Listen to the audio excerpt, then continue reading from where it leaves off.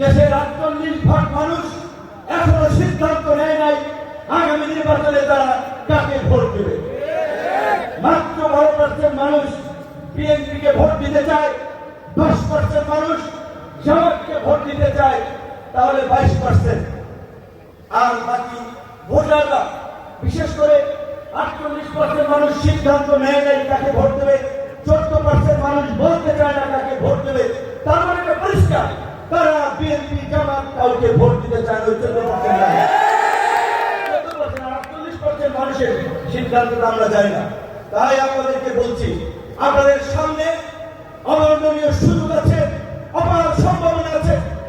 এই জনগণের মন যদি আপনারা জয় করতে পারেন, যারা চাকমাকে গণ অধিকার পরিষদের পক্ষ থেকে নির্বাচন করতে চান, জনগণের ডোর টু ডোর যদি ছুটে যেতে পারেন, জনগণকে যদি বুঝাতে পারেন পুরানো মডেলের রাজনীতি দিয়ে এই দেশ চলবে না, সময়ের সাথে সাথে একটা মেশিনেরও যন্ত্রপাতি পরিবর্তন করতে হয়। আমরা যে মোবাইল ইউজ করি, এই মোবাইলও 2G, 3G, 4G এইভাবে আপডেট, এমনকি বিভিন্ন ডিভাইসেরও বিভিন্ন নতুন নতুন ভার্সন তৈরি হয়। কাজে আগামীর এই সম্ভাবনাময় চ্যালেঞ্জের বাংলাদেশে তরুণদেরকে আপনারা একটিবার সুযোগ দেন। তরুণরাই তাদের মনের মতো করে আগামীর স্বপ্নের বাংলাদেশ নির্মাণ করবে। এই কথাগুলো যদি আপনারা মানুষের কাছে বোঝাতে পারেন, মানুষের কাছে যেতে পারেন, মানুষ আপনাদেরকে গ্রহণ করতে পারে। গণ অভ্যুত্থানের আকাঙ্ক্ষা বাস্তবায়নে পুরানো মডেলের রাজনীতি যখনই ফিরে আসবে, সেই রাজনীতির বিরুদ্ধে আমাদেরকে রুখে দাঁড়াতে হবে। 24-এর গণ অভ্যুত্থান কোন রাজনৈতিক দলের ডাকে হয় নাই, কোন রাজনৈতিক দলের নেতার নির্দেশে হয় নাই।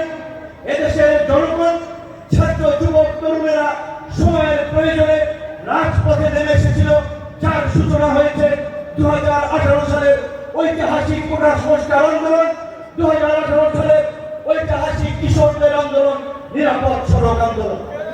সেই আন্দোলনে স্কুলগামী কলেজের শিক্ষার্থীরা প্ল্যাকার্ড তুলেছিল, রাষ্ট্র মেরামত চাই, রাষ্ট্র সংস্কার চাই।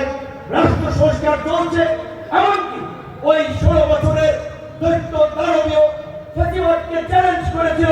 প্রধানমন্ত্রীর কার্যালয়ের গাড়িতে মার্কার দিয়ে লিখে দিয়েছিল, প্রধানমন্ত্রী লাইসেন্স কোথায়?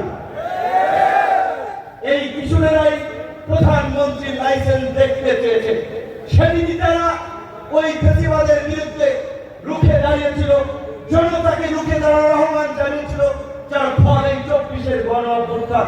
আপনারা যদি দেখেন, বিভিন্ন জেলা শহর, বিভাগীয় শহরগুলোতে কলেজ, বিশ্ববিদ্যালয়ে এই আন্দোলনের নেতৃত্ব দানকারী তরুণরা, যাদের রাজনীতির হাতে খড়ি, প্রতিবাদের শুরু ওই 2018 সালের কোটা সংস্কার এবং নিরাপদ সড়ক আন্দোলনের মধ্যে দিয়ে।